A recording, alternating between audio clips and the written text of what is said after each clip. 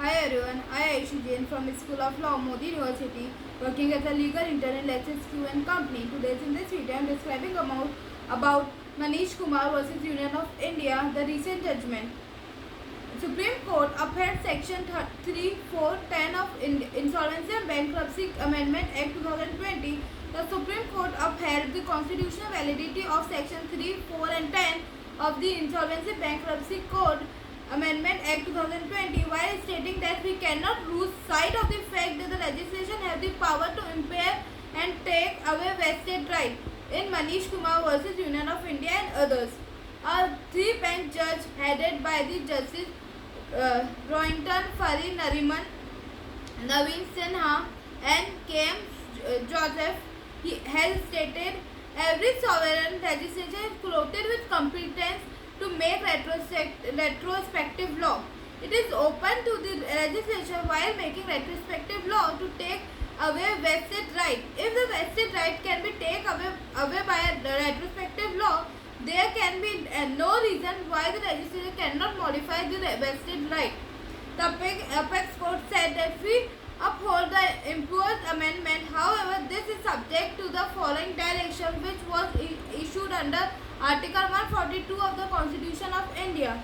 If any of the petitioners were moved in the respect of any of the same default as agreed in the application within the period of 2 months from today, also complainant with either the first or second provision under the section 17 clause 1 as the case may be, then they will be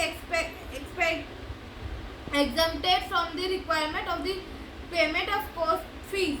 Secondly, we directed that if application are moved under the section 7 by the petitioner within a period of 2 months from today in compliance with the either of the provision as the case may be, then the application would be bailed under the Article 137 of Limitation Act on the default agreed in the application which was already filed. If the petitioner filed application under Section 5 of Limitation Act 1963, the period of span before the adjudicating authority, the adjudicating authority shall allow the application and the period of delay shall be condoned in regard to the period during which the earlier application filed by them, which is subject the matter of the third proviso, was pending before the adjudicating authorities.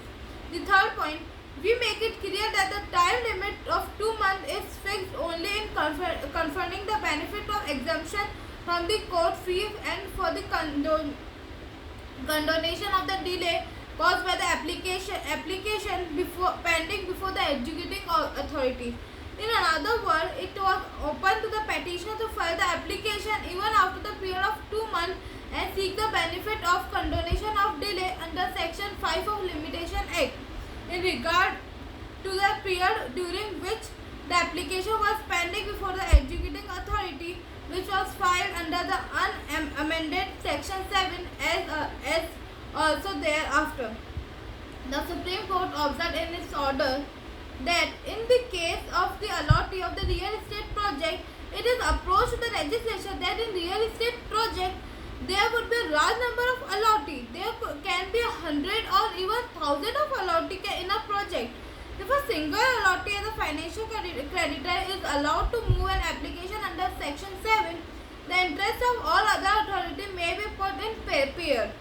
This is the reason that a stakeholder in real estate project having invested money and time and looking forward to obtaining possession of the flat, apartment and faced with the same state of affairs as the allottee who moved to applicant under Section 7 of the code in the other allottee may have a different take to a whole scenario. The petitioner have approached the court under Article 32 of the Constitution of India. They called in question the Section 3, 4, 10 of Indian Insolvency and Bankruptcy Amendment Act 2020. Section 3 of the imputed amendment Section 7 clause 1 of the Indian Insolvency Bankruptcy Code 2016. Section 4 impugnant amendment incorporates an additional explanation in Section 11 of the Code. Section 10 of the impugnant amendment certain section 332A in the code, the petitioner have challenged that the second provision according to which a new what has been declared for the allotted to move an application under section 7 for the triggering an insolvency resolution process under the code. Their sum is required that should be at least 100 allotted to support the application or the 10% of the total allottees, whichever is lesser. Moreover, they should belong to the same project only. The Supreme Court held the vested right under the statute can be taken away by the retrospective law. A right given under the statute can be taken away by the same statute. We cannot ignore the fact that there was considerable public interest behind such a law. The shadow number in which applicant lifted combined with the result it is produced cannot be brushed aside in irrational or capricious aspect to have been guided by in law making.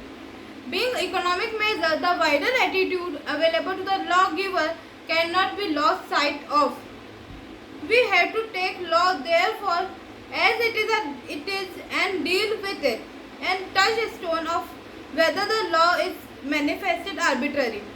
We have already no doubt found that by the virtue of the statutory mechanism there appear to be an informant right availability under the law. Undoubtedly, we have the flat more reassured if the period have been triggered longer than it. The law came as a bolt from the blue as it were. As regards the complement withdrawal under the third provision of pending application is concerned, we hold as follows. Once the legislature intended that the pending application must be made compliant with their whole requirement, consequently, for not doing so had to be provided, otherwise it would be created complete uncertainty and the applicant have been dealt in manifest arbitrary manner. The centre had argued the objection and rationale of the impugned provision are stated as below. First, preventing multiple individual applications which has the effect of not only crowding the docket of the educating authorities and further holding up a process which time is the essence. Second, safeguarding the interest of hundreds or even thousands of allottees who have opposed the application of the single home buyer. Third, balancing the interest of members of same subclass as also other financial creditors and other operation creditors. The availability of remedy of the member of the subclass under RERA in the case of allottees.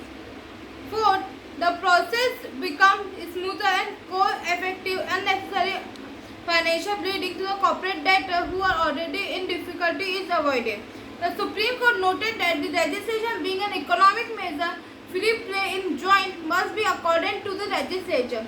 The impugned amendment is reasonable, minimal and proportionate. The data gathered the respondent disclosed that between 16 to 5th June 2018 there was 253 cases filed by the allotted NCLT. However, between 6th June 2018 to 28th December 2009, as many as 2,201 cases were filed by the allottees. Thereafter, prudent to the ordinance between the December 29, 2019 and August 26, 2020, there was a sharp fall as nearly in 8 months only 130 cases were filed.